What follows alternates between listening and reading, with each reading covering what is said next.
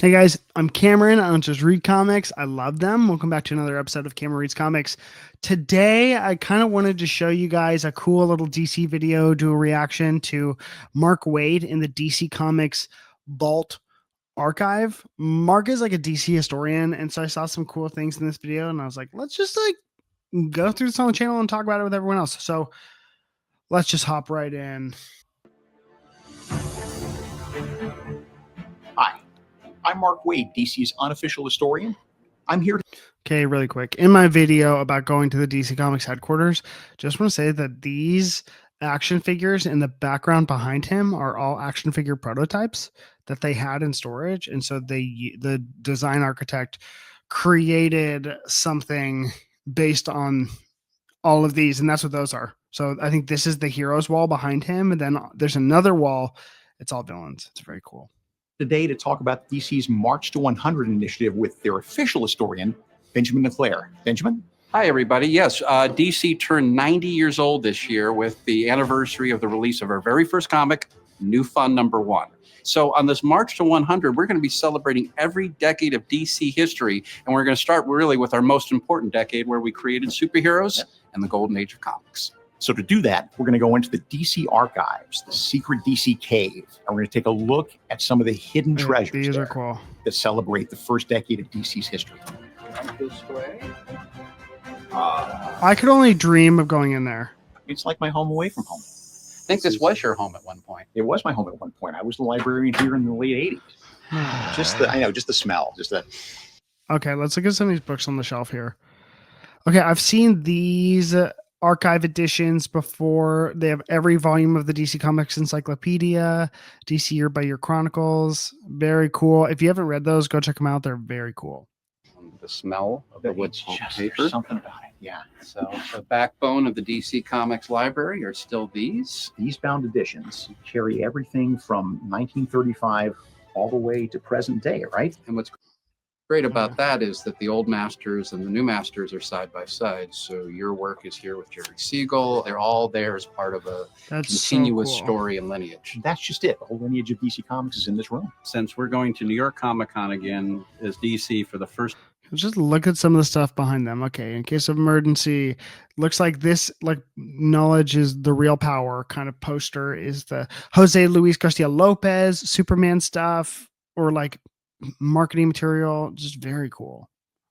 Time in several years. Yes. I think everyone in Gotham City should be really proud to see a copy of the very first son of Gotham. That is amazing. Detective Comics #27, the very first appearance of Batman, cool. in a 6-page story called The Case of the Chemical Syndicate. Here's an early thing where Superman, the power and iconography is used for charitable purposes. There was a fire, I believe, in the Cleveland Hospital, is that right? Yep. And then we produced a special charity comic for it.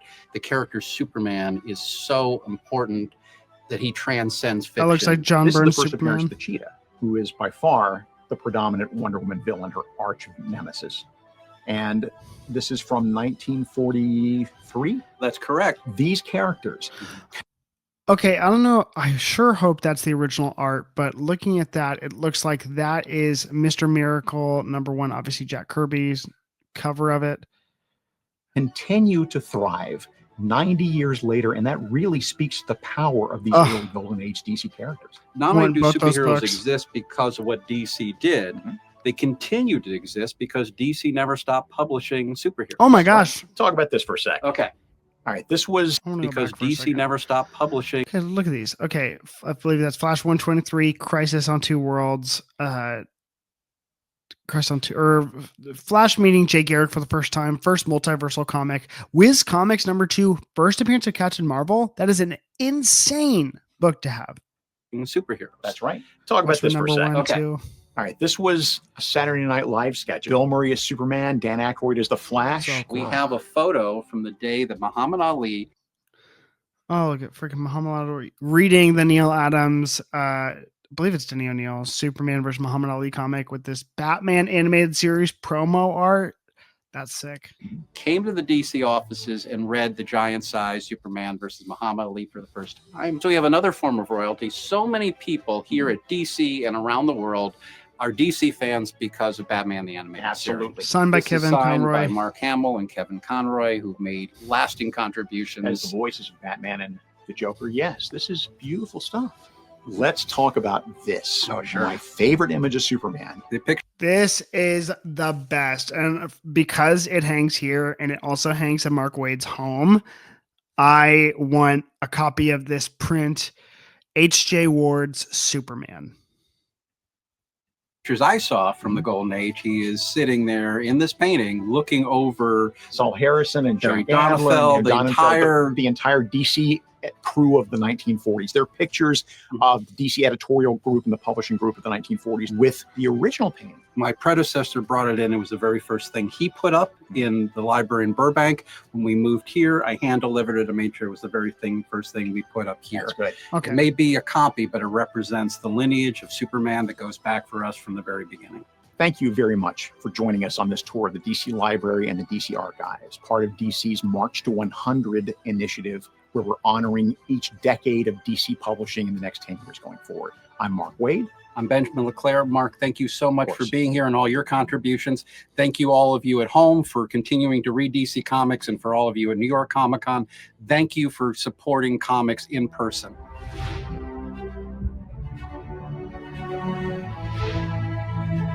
All right. Can't wait to talk and explore more and see what they come up with. But I just thought, like, Mark Waid, DC historian, and then the real DC historian in the same room talking DC history and like seeing what's in the DC Comics archive, I think is so cool. So also wanted to emphasize that image of H.J. Ward's Superman, I think it's just gorgeous. And it speaks to what I love about comics, which is the staying power, the legacy of these books and these stories. So, and via these images, or there is so much about that image that remains true even today in comics. Like, that's the same Superman from the 1939 or 1938 to now.